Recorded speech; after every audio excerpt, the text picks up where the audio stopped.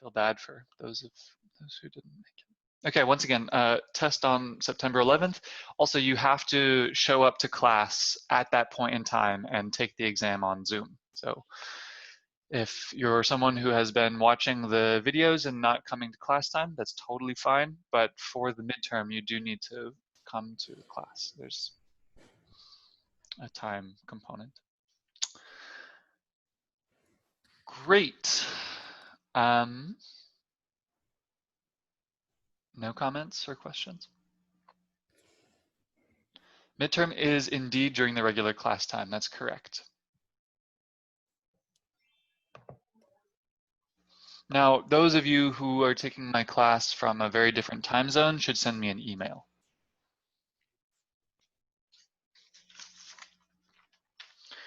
Okay, so what did we do? So yeah, I'll send an email about the format, but essentially I will make a PDF of the file available on Sakai under a tab called Tests and Quizzes. So at 9:20 on Friday, that PDF will suddenly be available to you. So you'll go to the Sakai site and open up that file. And then that will have just the list of questions. You'll write down your answers on pieces of paper. And then at the end of the time period, after 50 minutes, you'll stop, you'll take pictures of your work, and you'll upload it to Gradescope. That's the sequence of things. I'll send more information about this on next Monday when I plan on kind of describing the protocol. But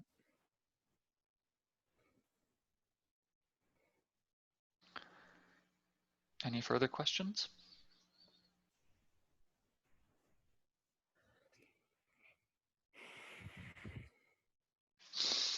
Okay. So what did we do last time? Can someone remind me?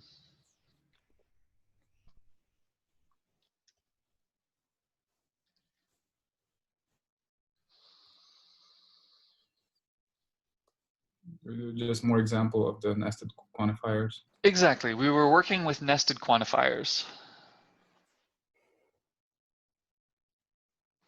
We were doing examples and translations. Right? Translations here means you either take you take an English sentence and you translate it into a logical proposition involving nested quantifiers, or you take a logical proposition involving nested quantifiers and you say in English what it's trying to describe, right? And most of your homework was on, or a lot of your homework was on nested quantifiers, so I imagine that y'all got some decent practice on those translations. So we're currently in 1.5. This is nested quantifiers. We're going to finish 1.5 in just a couple minutes. Then we're going to loop back and go to 1.6. 1.6 was arguments. The last time that we worked on arguments, we didn't have quantifiers. We only had propositions. So we're going to see how to add quantified statements into our arguments. And then we're going to go into 1.7, which is proofs. So I think today we're going to cover a fair amount of ground in terms of the sections that we move through. Okay, the only thing that we need to discuss left in 1.5 is an easy topic, which is negating nested quantifiers.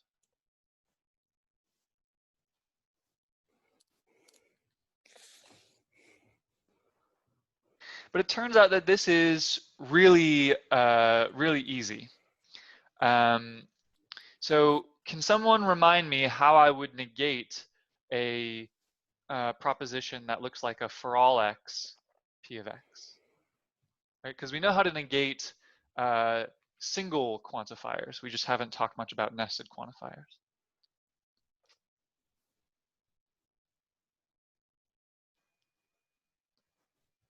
Exactly. You can move the negation through the quantifier. You exchange for all to there exists, and you exchange there exists to a for all, and then the negation moves to the inside of the proposition.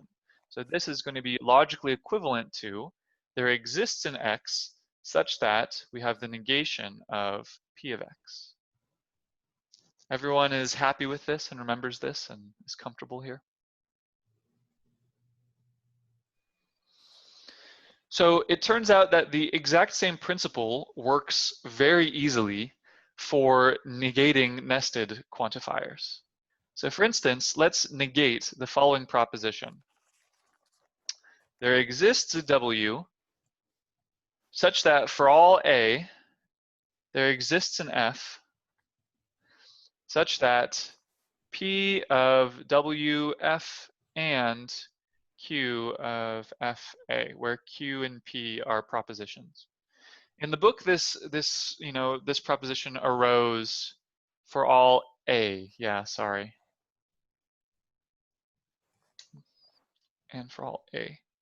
I think that this comes from a proposition saying that there exists a woman who has flown on every airline, basically. So there exists a woman such that for all airlines A, there exists a flight such that the woman has taken the flight and the flight corresponds to that airline, basically. That's what this proposition kind of came from. And now the question is, how do we negate such a proposition? And the answer should come directly from what we did up here, which is that De Morgan's provides us a way to pass a negation through a quantifier. So what should my first equivalence be here?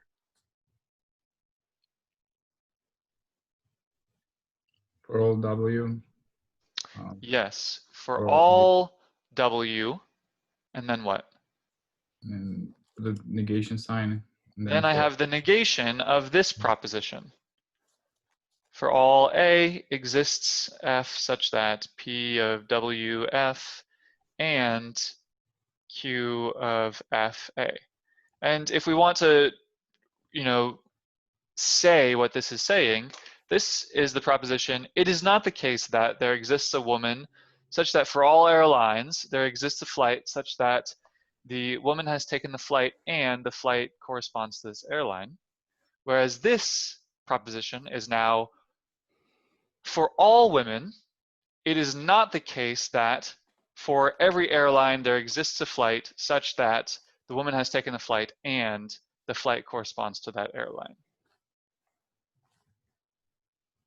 So do we agree that these two statements are logically equivalent?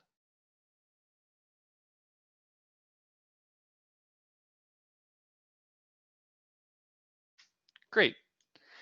Now, once again, we can continue with our De Morgan's. What is this proposition equivalent to?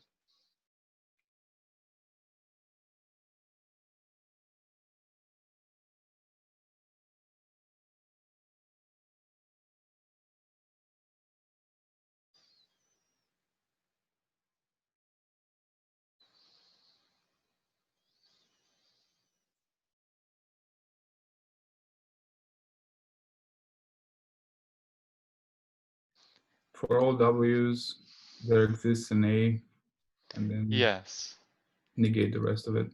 precisely.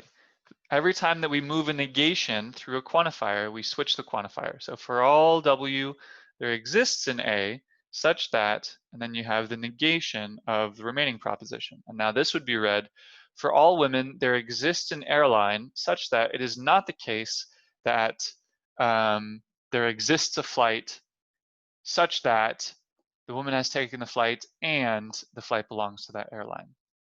So here it exists F, P, W, F, and Q, F, A. And we can continue. I'll do the two more steps. So for all W exists A, another negation will be for all F, and then I negate this proposition, P and Q. And what is the final De Morgan's? What's the negation of P and Q?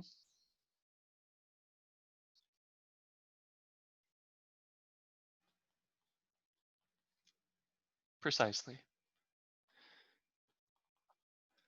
And then we have the proposition, not P of WF or not Q of WF.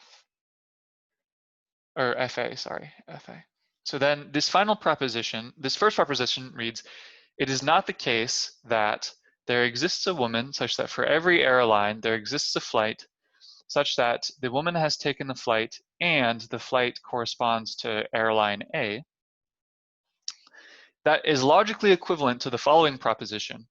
For all women, there exists an airline such that for all flights, either the woman has not taken that flight or the flight does not correspond to airline A.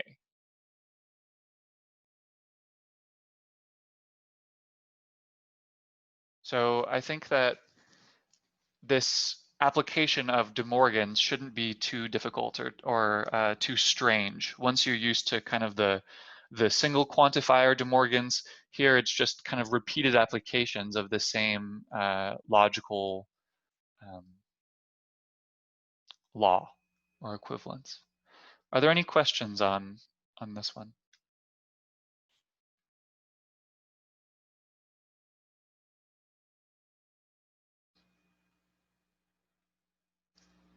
Yes? No? Wednesday getting everyone down? Should we also show all of these steps, or is it okay to skip some? On the first exam, you'll need to show every single one of these steps. On the first exam, the thing that I'm going to be looking for is that you can kind of do every single step in one of these calculations or computations. After the first exam, if you come across a proof that involves some statement like this and you skip straight to this, that'll be fine with me. But for the first exam, you should be very careful to do every step one at a time. And I would have asked that on the homework that you show all of these steps. If you feel as though the grading is too harsh in one of these regards, then you can send me an email about that. But for the first, going forward until the end of the first exam, I would ask that you write out every step that you perform. And I mean, that's kind of what we discussed with regards to arguments, right? We said that you have to write down every single argument.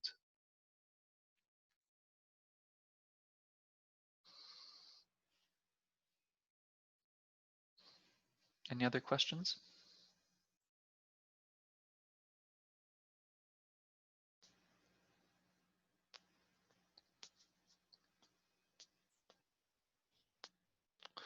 Okay.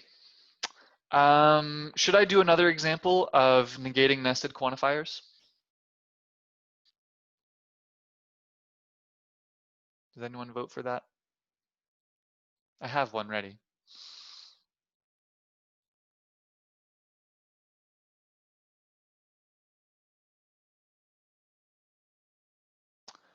Silence. Okay, well, then in that case, I will just continue on. Okay, now we go back to arguments.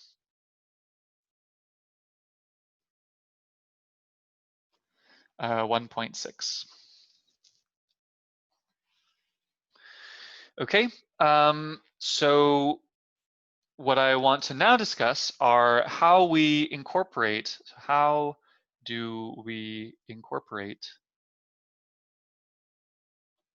quantified statements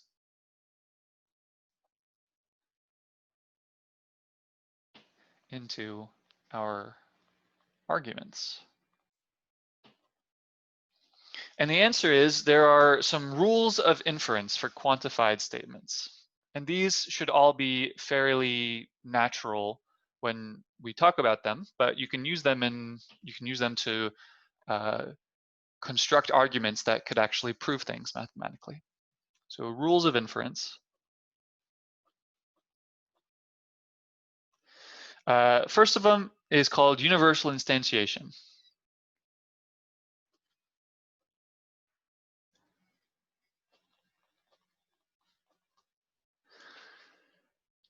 Okay, so universal instantiation is the following proposition.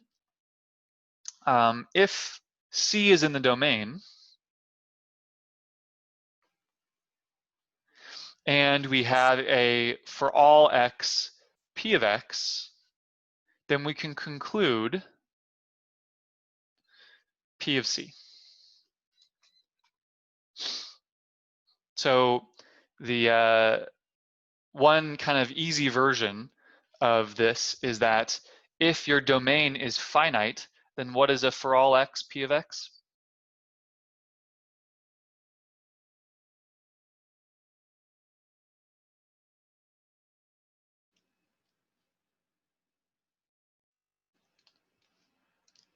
If the domain set is finite, yes, perfect. Thank you, Morgan. So it's px1 and px2 and all the way up through pxn. And if you have, so let me write that this is the general version of simplification.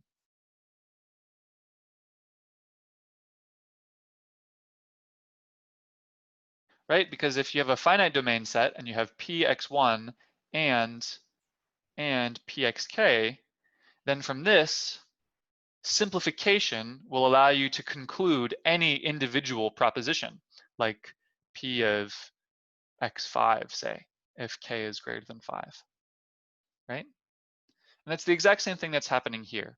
I'm saying that for all of the elements in a given set, a property holds. Therefore, for any given c inside the domain, p of c must hold. For instance, if I have the statement, I brush all my teeth,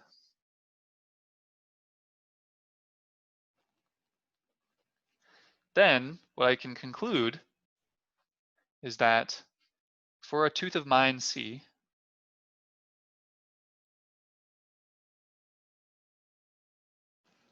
I brush tooth c.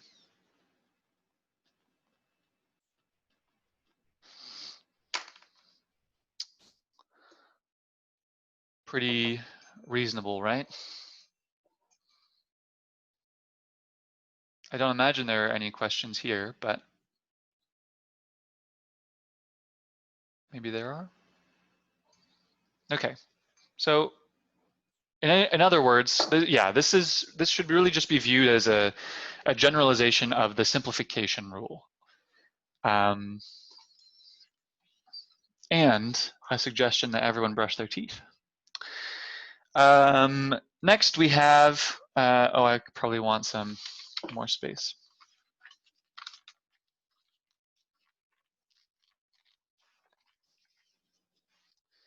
We also have universal generalization, which is going in the opposite direction.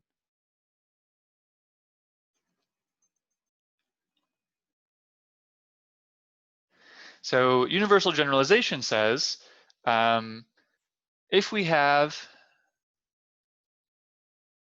P of C for an arbitrary C,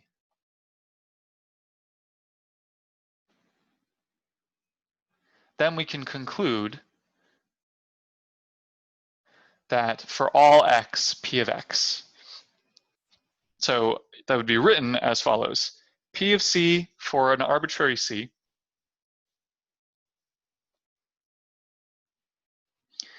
and from this you can conclude for all x, P of x.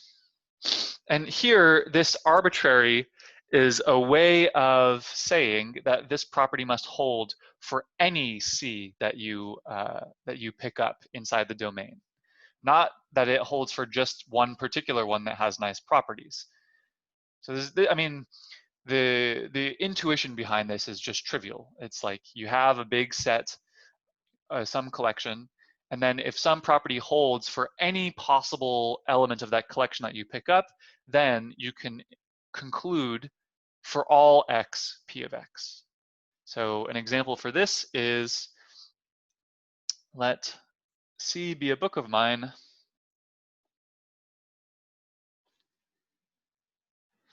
I want to read it. From this, essentially, I should be concluding that for all books of mine,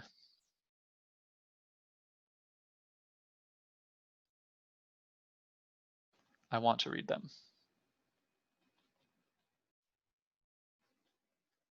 I'm sure y'all could come up with much better examples, but So this is a way of translating from a proposition, right? P of C is an actual proposition, but if you know that this proposition holds for a general element of your set, then you can conclude the statement or the different proposition for all x P of x.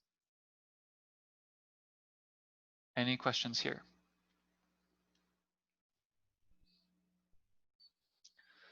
So the overall idea is that these two propositions, universal instantiation and universal generalization, they provide a way to go back and forth between quantified statements and actual statements, right? So usually our arguments will involve quantified statements as the premises and as the conclusion.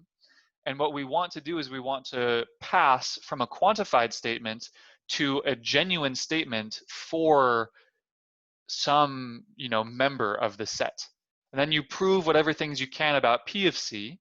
And if this holds for an arbitrary C, then you can use this rule to go back up to something being true, to some quantified statement being true. Maybe this doesn't make so much sense right now, but when we start doing examples, I think that will help. Any questions?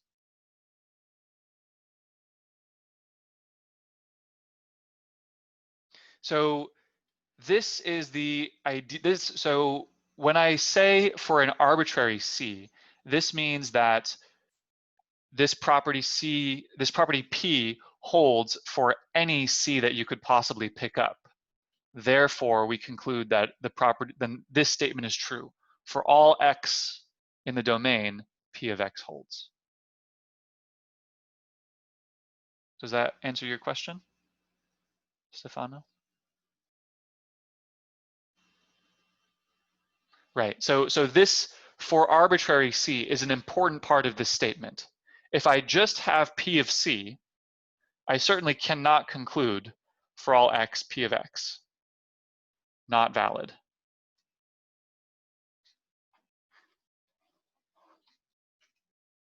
But if I have P of C for an arbitrary C, this means that whatever the C's are, whatever domain that these C's live in, that domain has some property that P of C holds for an arbitrary such element, then I conclude the statement for all X in the domain, P of X.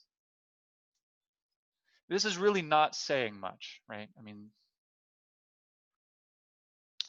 it does, in this case, it does have to hold for all X. So here an arbitrary doesn't mean it just holds for a single thing. This is a way of going from, like this statement is a single proposition about a set. This proposition is a proposition about an element, but it's supposed to hold for any element of the set. Examples will definitely help with what's going on here.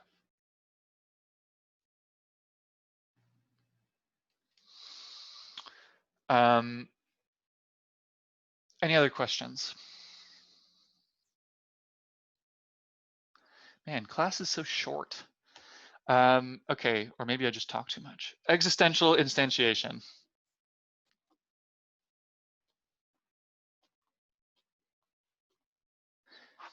Existential instantiation, basically this is just how we go in the other direction.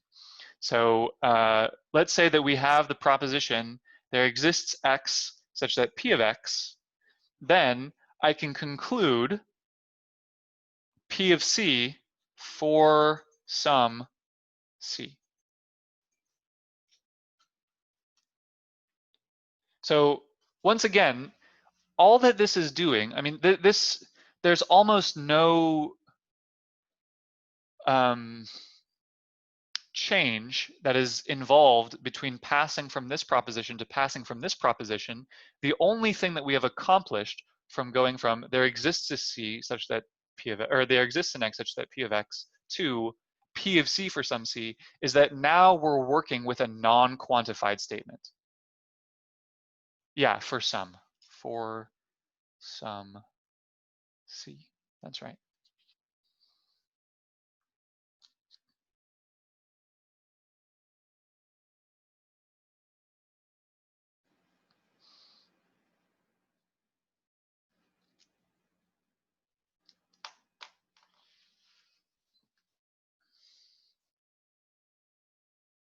Any questions about this? So all that we're doing here is we're shifting from a quantified statement to a non-quantified statement that we can then apply our rules of arguments to.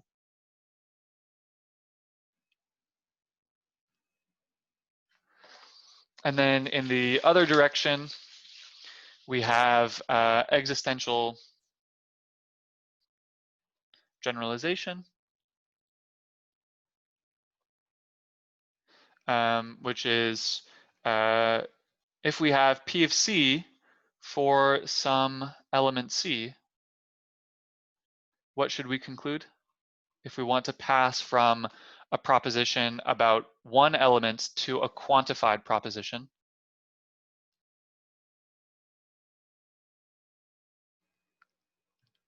There exists an X such that P of X. yeah, therefore exists an X such that P of X holds. Excellent. Right, so the whole idea of these propositions is for us to be able to pass back and forth from quantified propositions to non-quantified propositions. And then the non-quantified propositions we can do something with. So let's do an example. So here's an example. Yeah, let's do this one. So this one's just straight from the book. Actually, most of them are from the book. A student in this class has not read the book.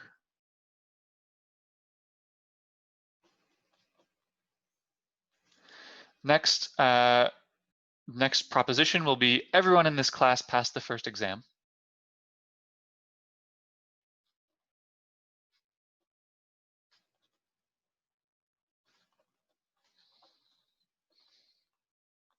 And I want to conclude someone who passed the first exam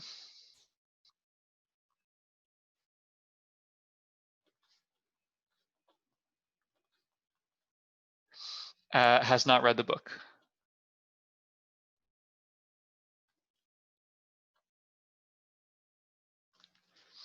And I need more space, so I'm just gonna immediately go here. Okay, so the first thing that we should do is we should translate these propositions. Let's say that our domain X consists of all people.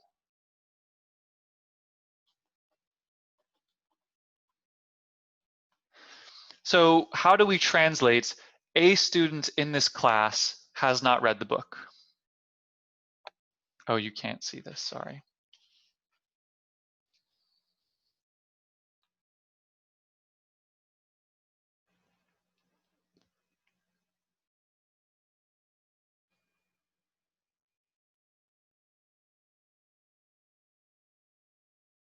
First question, is this an existence statement or a for all statement?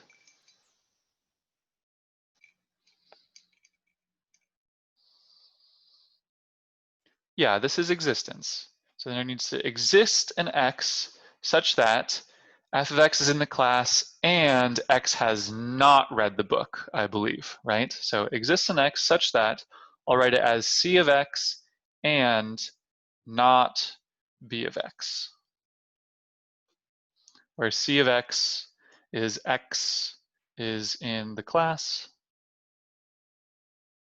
and B of X is X has read the book.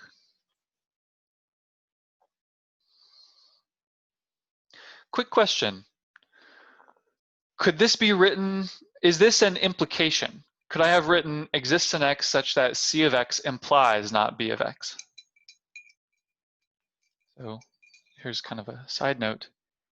What about exists an X such that C of X implies not B of X? Is this correct? Would this be a different way of writing this?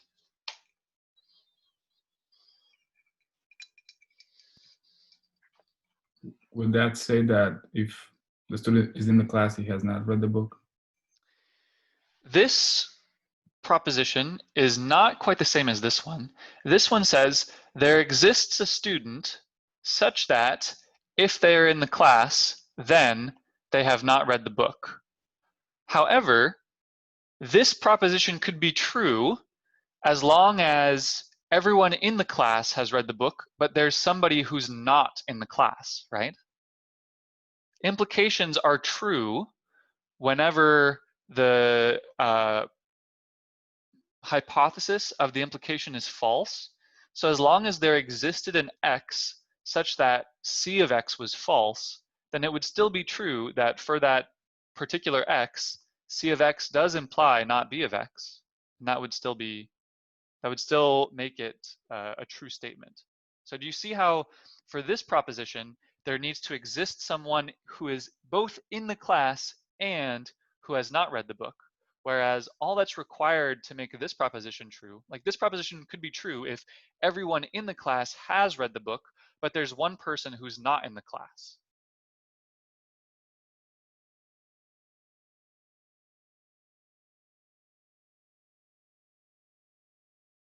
Does anyone have any questions about why this one is correct and this one is not correct?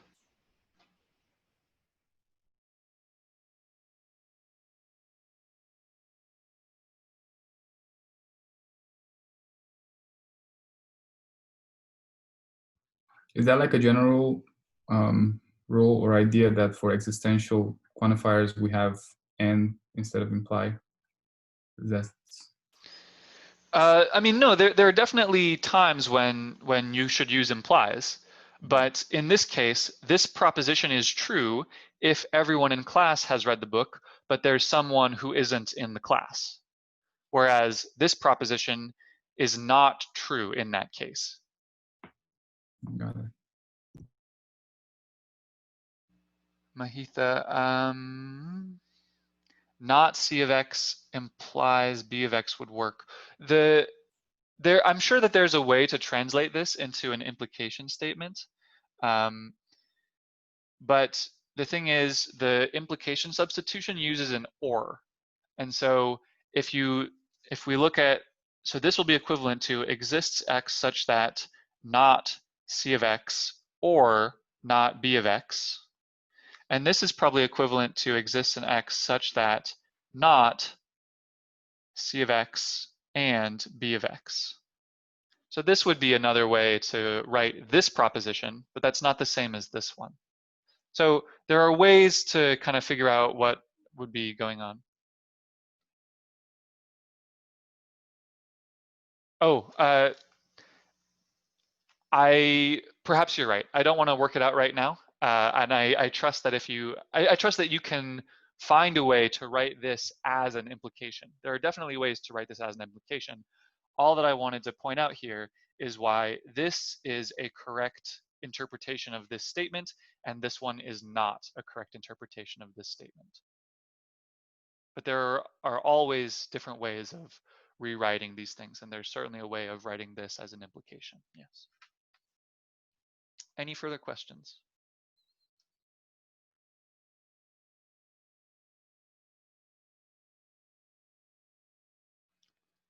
Okay, good. What should we translate the next proposition to be? Everyone in this class passed the first exam.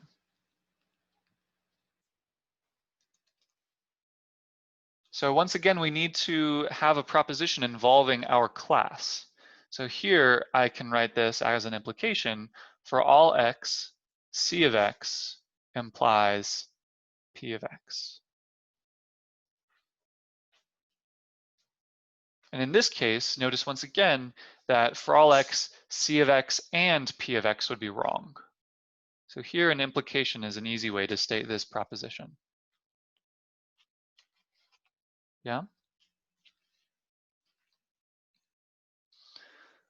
Okay, so these are our propositions 1 and 2.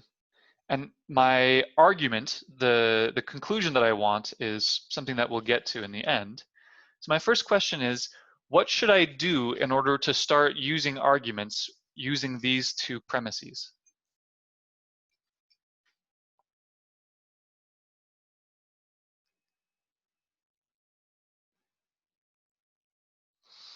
Yeah, I need my instantiation rules. So if this proposition is true, that there exists an X such that they're in the class and they have not read the book, what I now do is I produce an individual in the class such that these properties hold.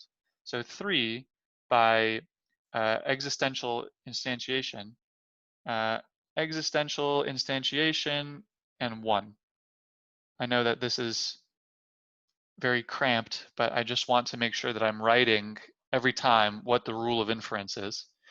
So existential instantiation on 1 tells me there exists a person, which I'll call K, such that C of K and not B of K for K, yeah, for some person K.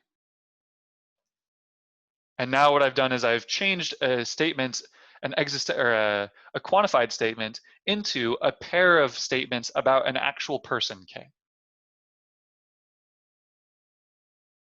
What is P of X? P of X is has passed the first exam. X has passed my first exam. Mm-hmm. Let's figure out what we're going to, by the way. I'm sorry, this is going to be a little scattered, but just that we have an idea about what we're trying to get to, my conclusion is supposed to be someone who passed the first exam has not read the book. How would we translate this?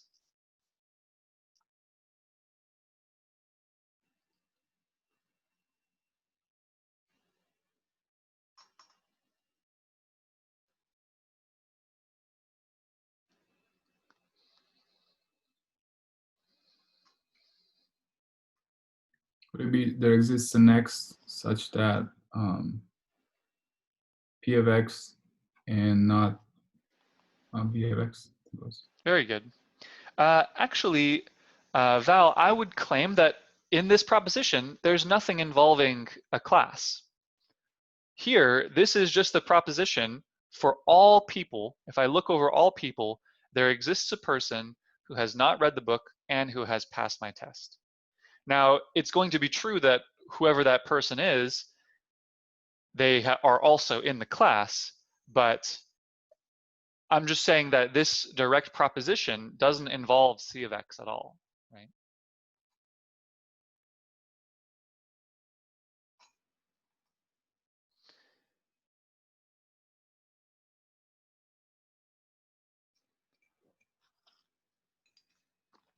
Right. I mean, conceivably, it's possible if I were just, publishing my exam online for everyone to see, it's conceivable that someone passes the exam having never read the book and not being in my class. All that I'm saying here is there exists someone in my class who has passed the exam and who hasn't read the book. So here, this is an actual quantified statement.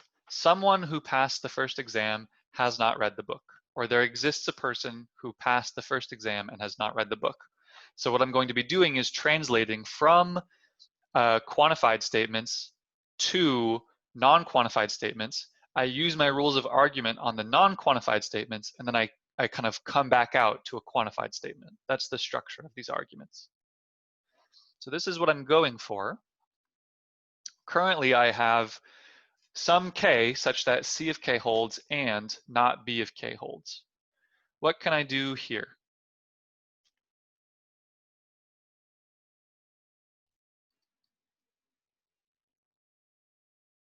Yeah, I can always simplify. And anytime that I have an and statement, it's good to use simplification to get all the shards out, basically. So I can do simplification S on 3, and I can get C of k, and I can also get not B of k, right? Okay, I've got a person who's in my class and I've got a person who hasn't read the book. Now I have to find some way to use this proposition that for all x, C of x implies P of x.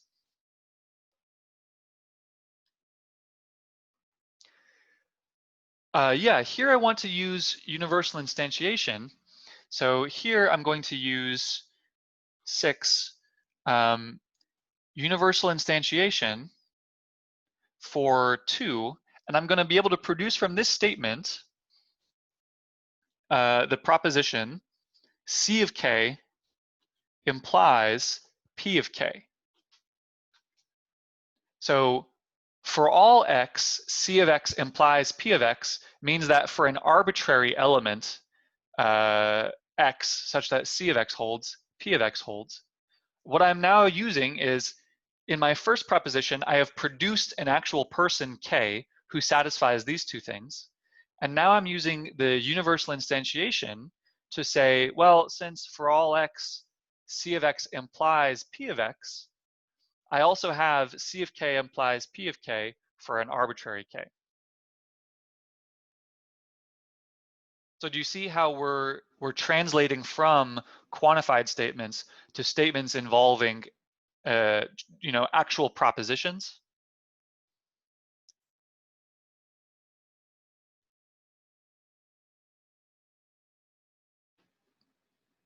Hopefully, yes. Okay, now that we have C of k and C of k implies P of k, what can we do? Modus ponens, exactly. Modus ponens of 6 and 4 implies that we have P of k. So for this individual k, they have passed the first exam and not B of k. What can I do with P of k and not B of k? Conjunction, very good. Conjunction with 7 and 5 says P of k and not B of k. And the last step for the conclusion is that I want to move from an actual proposition involving, propositions P of k and propositions B of k to a quantified statement. Yes, now I use existential generalization.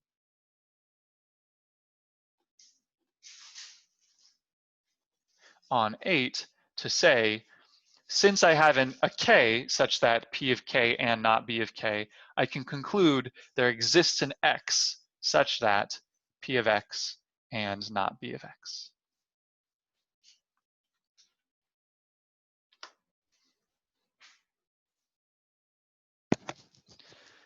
How does this feel to y'all?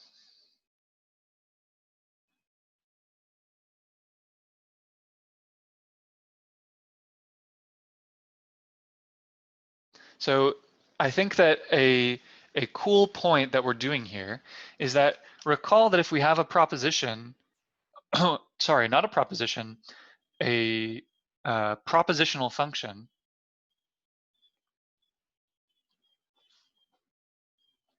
if we have a propositional function P of x, the two ways of, so Oscar, usually in math, we'll want to end on a quantifier. Usually in math, we start and end with quantifiers. That's not always the case, but here, in this particular case, it was true. It's up to the thing that you're trying to prove, right? If you're trying to prove something about the number 17, then you're going to end with a non-quantified statement. But if you're trying to prove something about primes, or if you're trying to prove something about odd numbers, then you're going to end with a quantifier. So a propositional function, there are two ways to produce propositions out of this. Either you can plug in P of C, or you can use a quantifier for all x, P of x. And these rules of generalization and instantiation are ways of kind of passing back and forth between these two propositions that we build out of a propositional function, right? That's exactly what we did over the course of this argument.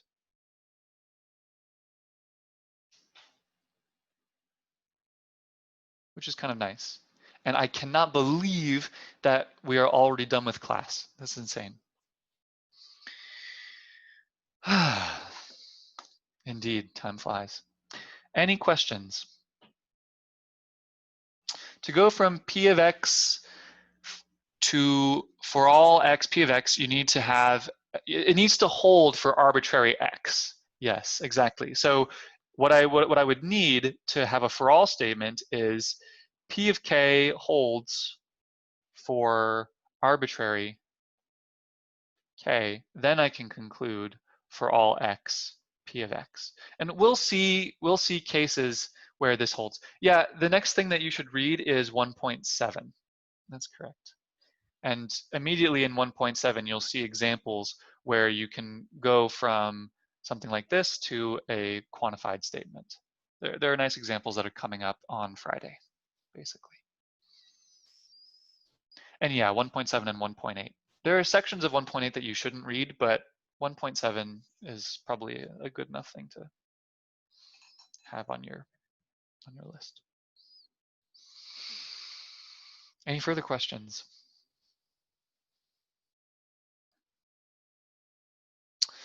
All right. In that case, I hope you're all doing well. Take care of yourselves this week. Thank you. Have a great day. Yeah.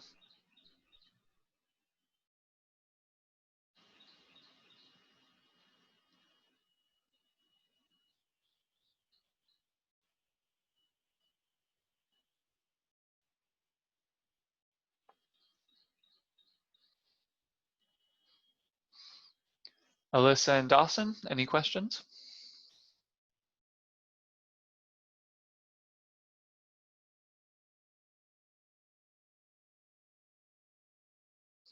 Well, in any case, I'm going to stop the recording.